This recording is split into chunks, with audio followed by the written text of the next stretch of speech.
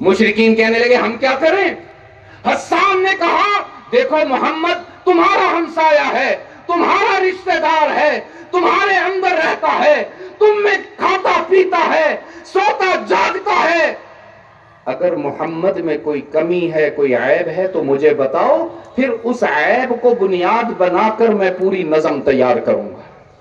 হযরত বলছেন যে মোহাম্মদ তো তোমাদের প্রতিবেশী, তোমাদের আত্মীয়, তোমাদের মধ্যেই বিচরণ করে, তোমাদের সাথে উঠবস করে, তোমাদের চোখের সামনেই খাবার দাবার খায়। তো ঠিক আছে, মোহাম্মদের এমন কোন একটা দোষ, এমন কোন একটা ত্রুটি বলো, আমি সেই দোষ বা ত্রুটিকে সামনে রেখে আমি তার বিরুদ্ধে বড় কবিতা লিখে দেব। বুঝেন? गौर से सुनना मेरे नौजवानों।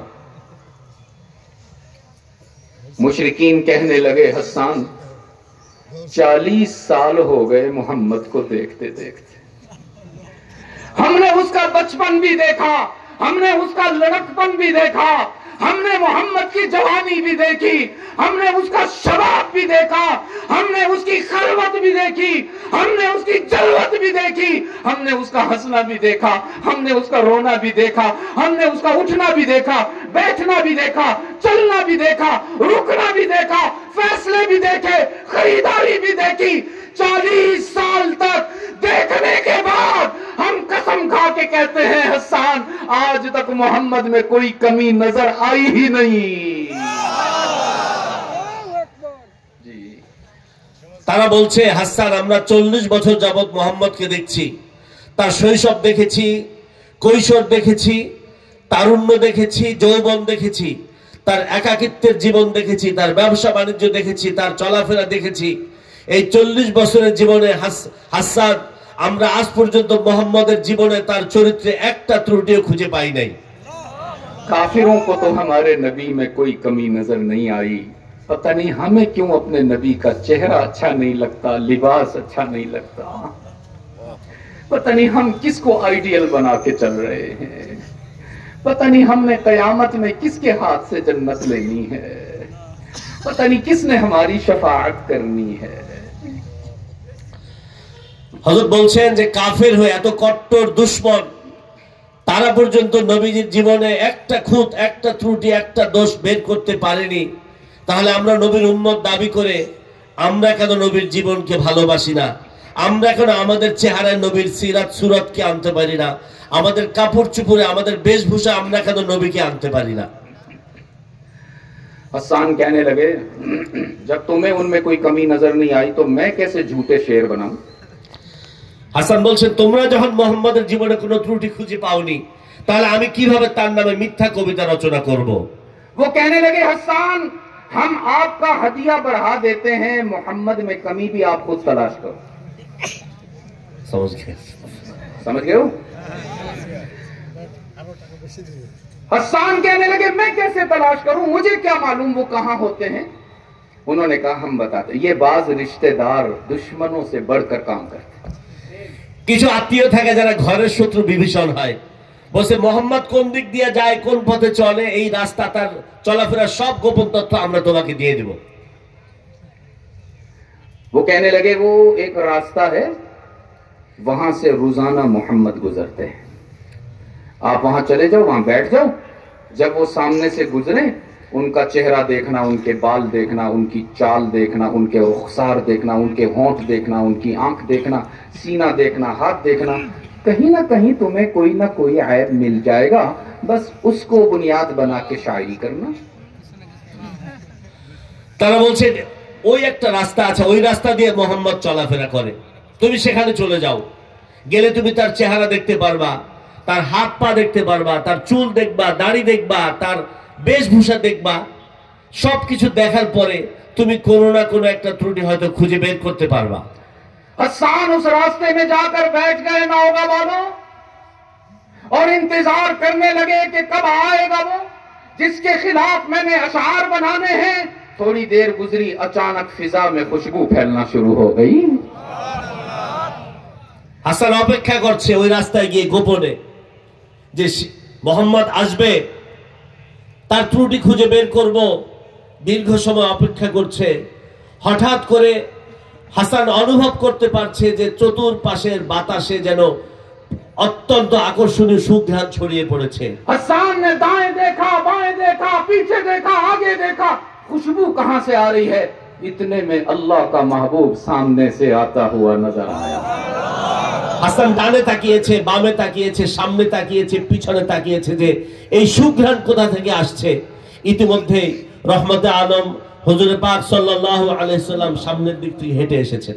हसन तनकीद भूल गया, हसन कमियां भूल गया, हसन अयाब अयूब तलाश करना भूल गया।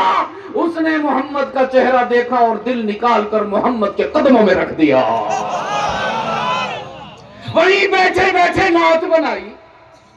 हसन की जिंदगी की सबसे पहली नात, हसन की जिंदगी की सबसे पहली नात जो उन्होंने कबूल इस्लाम से पहले पढ़ी, वो आपको सुनाता हूं, सुनेंगे? जरूर। जरा दुरूद पढ़िए सल्लल्लाहु अलैहि वसल्लम। फरमाया लम्मा राइतु अन्वारहु सताअत, लम्मा राइतु अन्वारहु सताअत, वदअतु मिन खीफती कफ्फी अला बसरी, खौफन अला बसरी मिन हुस्नि सूरतिही, फलस्तु अंजुरुहु इल्ला अला कदरी। गोया हसन ने रहमत आलम के जमाल जहां आरा का नजारा करने के बाद फैसला सुना दिया, सारी कायनात इतनी हसीन नहीं जितना मेरा मोहम्मद हसीन है। चौदवी के चांद में भी वो चमक नहीं, सफेद मोतियों में भी वो चमक नहीं, कोई नूर हीरे में वो चमक नहीं जो अल्लाह के महबूब के चेहरे में चमक है। हसन वहां से घर चले गए, मुशरिकीन का लाया हुआ सारा हदिया लेकर दौड़ते हुए, तेज कदमों से चलते हुए मुशरिकीन के पास चले गए। उनका हदिया उनके मुंह पर दे मारा और फरमाने लगे, कितने नादान हो तुम, अकल के गुलाम हो तुम, इबलीस के पुजारी हो तुम, मुझे किस काम के लिए भेज दिया? अरे मोहम्मद में कमी तलाश करने के लिए मैं गवाही देता हूँ, ऐब मौजूद होना तो दूर की बात है, अल्लाह ने ऐब को मोहम्मद के करीब से भी नहीं गुजारा है सल्लल्लाहु अलैहि वसल्लम। मुशरिकीन कहने लगे, हसन ये क्या हो गया तुम्हें? हमने तो तुम्हें कलाम बनाने भेजा था, ये तुम्हें क्या हो गया? तुम तनकीद के बजाय तारीफ क्यों कर रहे हो? हसन ने फरमाया, तुमने कलाम बनाने भेजा, अल्लाह ने मेरा काम बना दिया। अब तुम सब गवाह हो जाओ, तुम्हारे सामने ऐलान कर रहा हूं, ला इलाहा इल्लल्लाह मुहम्मदुर रसूलुल्लाह। क्या पढ़ा हसन ने? तो आप भी पढ़ लो ना, ला इलाहा इल्लल्लाह।